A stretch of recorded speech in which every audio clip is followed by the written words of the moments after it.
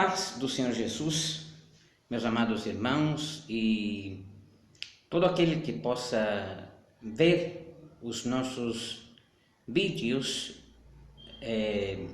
na internet, no YouTube.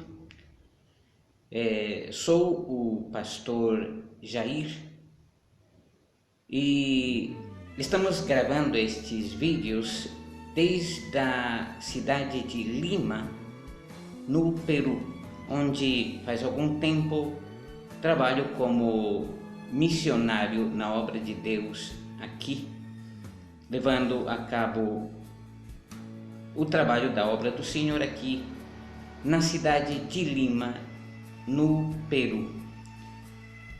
E estamos levando estes vídeos até o Brasil por meio de um canal em YouTube.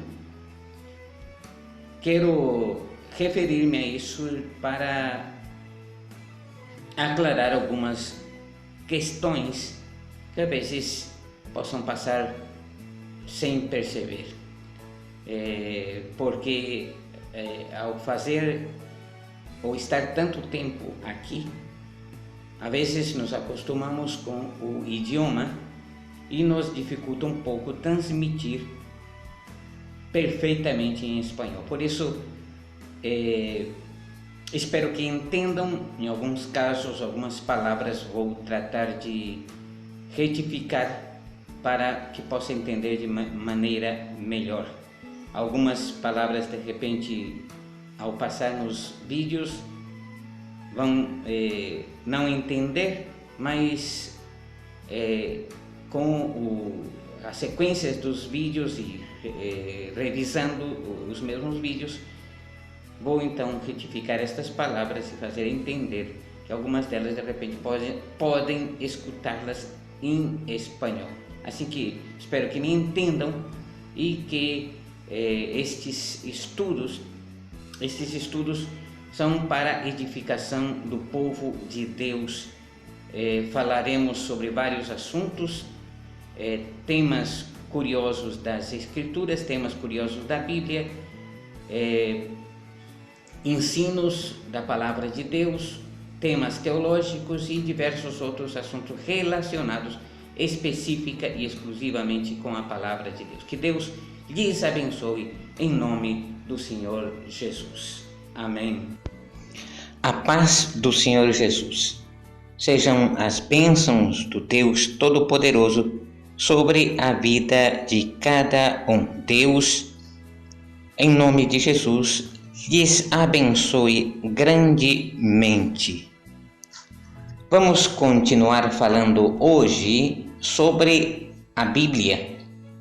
Já temos falado anteriormente, em outro vídeo, sobre as Escrituras, sobre alguns términos descritos sobre a Bíblia, como alguns livros, como o significado do nome Bíblia e outras coisas que analisamos num vídeo anterior. Hoje vamos então dar continuação deste estudo sobre a Palavra de Deus, sobre a Bíblia, e vamos falar de alguns términos usados para designar a Bíblia.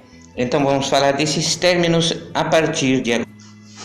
Vamos falar então de alguns desses términos usados para referir-se também à Bíblia. Um desses términos é Escritura ou Escrituras, ou ainda Escrituras Sagradas.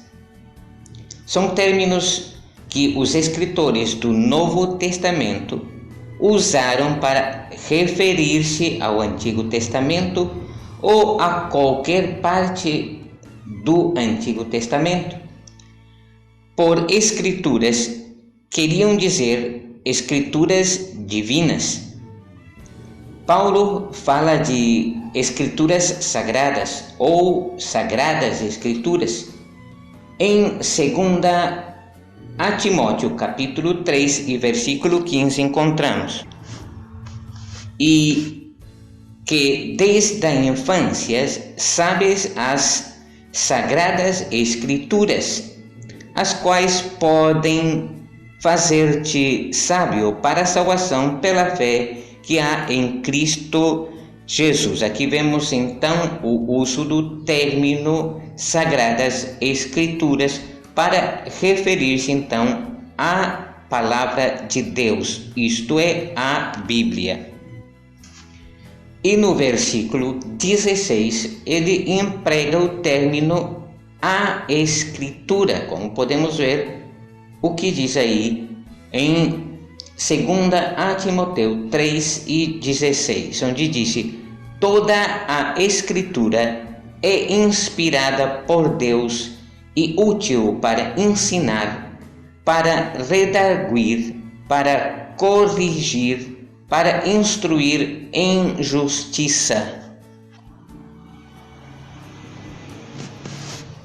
Também encontramos que a expressão as Escrituras se usa em Mateus capítulo 21, versículo 42, da seguinte maneira: perguntou-lhes Jesus: nunca lestes nas Escrituras a pedra que os construtores rejeitaram?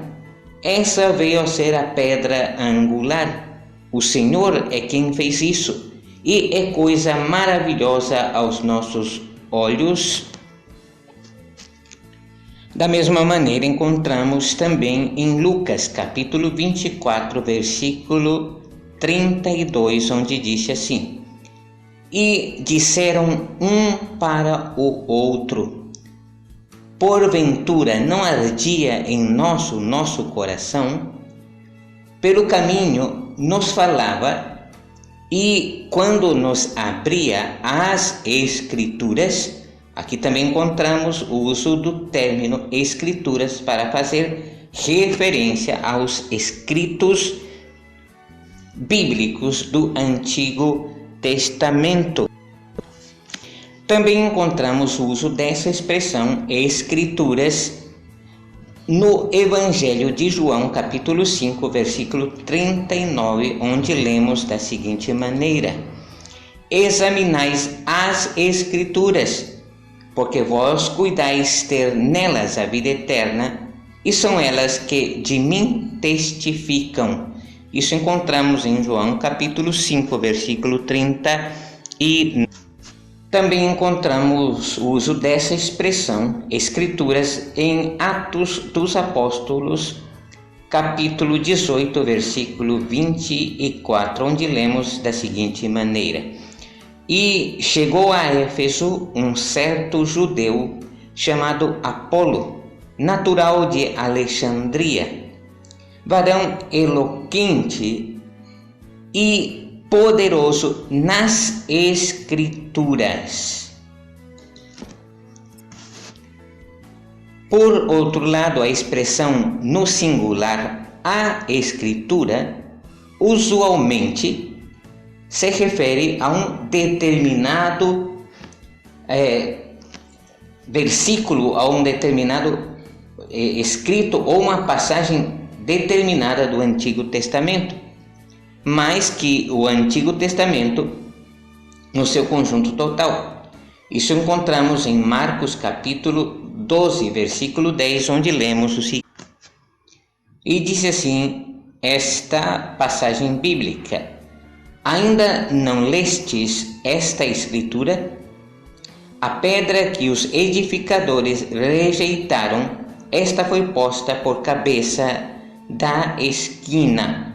Portanto, esta passagem exclusivamente se refere a uma passagem exclusiva, um texto exclusivo do Antigo Testamento e não a todo o Antigo Testamento, como nos casos anteriores. Outro caso de uma passagem exclusiva referindo-se ao Antigo Testamento é aquela que encontramos em Lucas 4, 21, onde lemos da seguinte maneira: então começou a dizer-lhes: hoje se cumpriu esta escritura em vossos ouvidos. Jesus estava falando daquilo que se havia referido o profeta Isaías sobre ele mesmo, sobre Jesus. E Jesus aqui faz exclusiva a passagem do livro do profeta Isaías. E, portanto, então ele se referia a um texto, a uma passagem exclusiva e não ao todo do Antigo.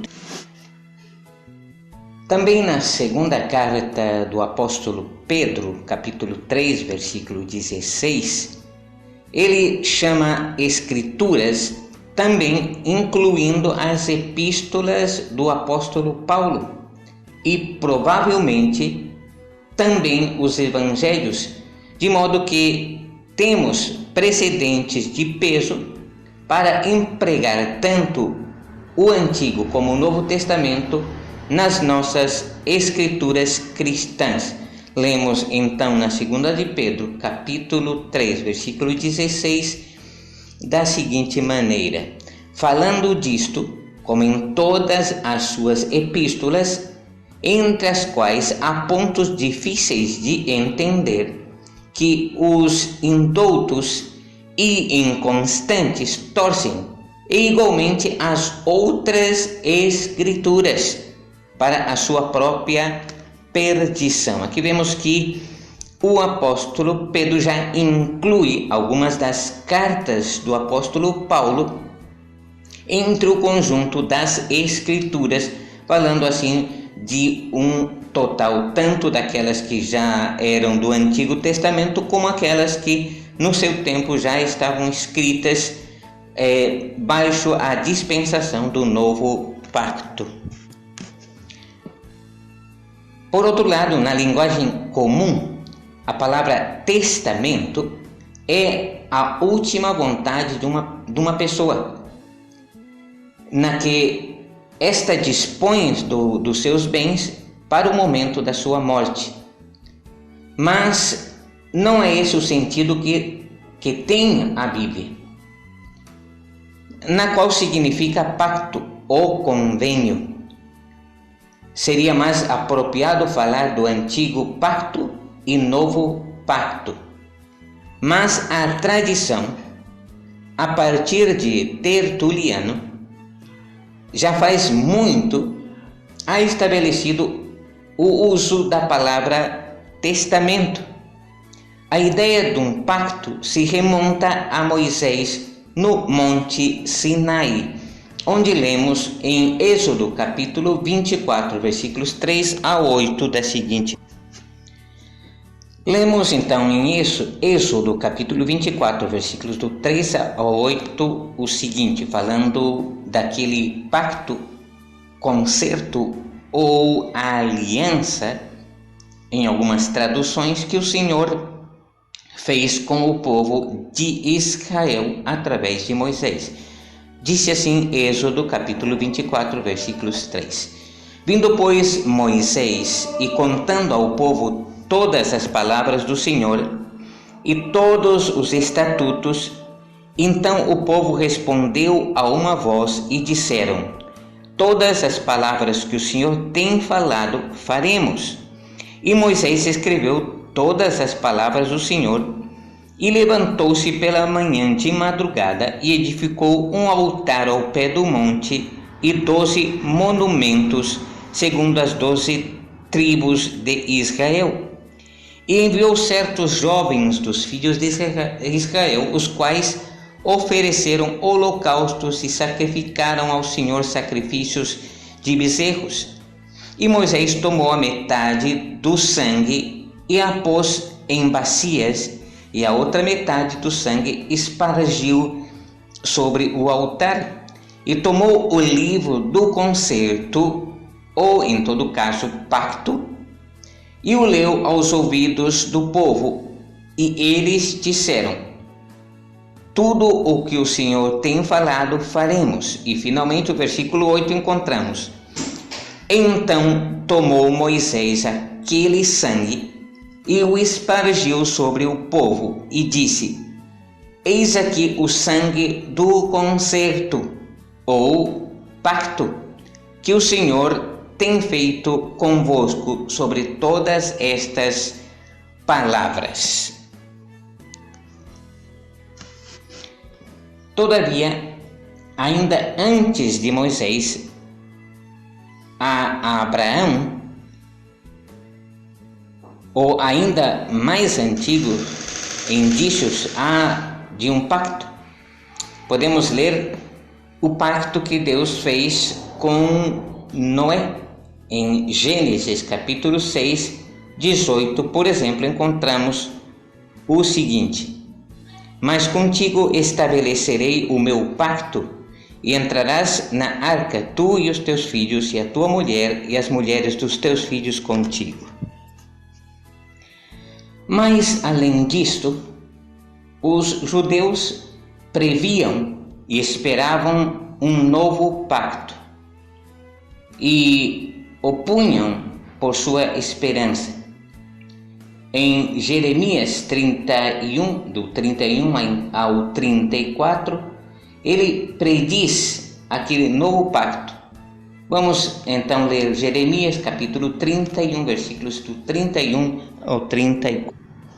E lemos da seguinte maneira: Eis que dias vêm, diz o Senhor, em que farei um concerto novo com a casa de Israel e com a casa de Judá, não conforme o concerto que fiz com seus pais no dia em que os tomei pela mão para os tirar da terra do Egito, porquanto eles invalidaram o meu concerto, apesar de eu os haver desposado, diz o Senhor. Mas este é o concerto que farei com a casa de Israel depois daqueles dias, diz o Senhor. Porei a minha lei no seu interior e a escreverei no seu coração. E eu serei o seu Deus, e eles serão o meu povo.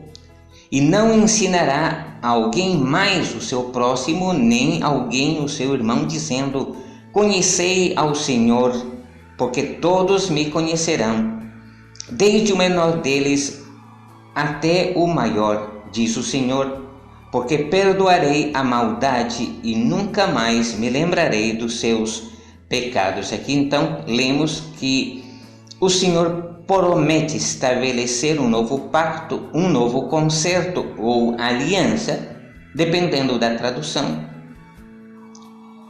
que o Senhor faria com a casa de Israel. E isto fazia referência àquilo que aconteceria com a vinda do Messias Salvador Jesus Cristo. A confirmação deste novo pacto ou nova aliança, ou ainda testamento, como já falamos anteriormente a respeito ao significado destas palavras, encontramos quando Jesus celebra a última ceia com os seus apóstolos. Então encontramos em Mateus capítulo 26, versículo 28, o que disse da seguinte maneira: pois isto é o meu sangue, o sangue do pacto, o qual é derramado por muitos para a remissão dos pecados. Na versão Almeida Revista e Corrigida, encontramos da seguinte maneira: porque isto é o meu sangue, o sangue do Novo Testamento, que é derramado por muitos para a remissão dos pecados. Então aqui é estabelecido que existiria um novo pacto, um novo testamento. Isso já estava previsto pela parte do Senhor através do profeta Jeremias, como acabamos de ler. Então, com isso concluímos o significado destas palavras e alguns términos usados para designar a Bíblia, a palavra de Deus.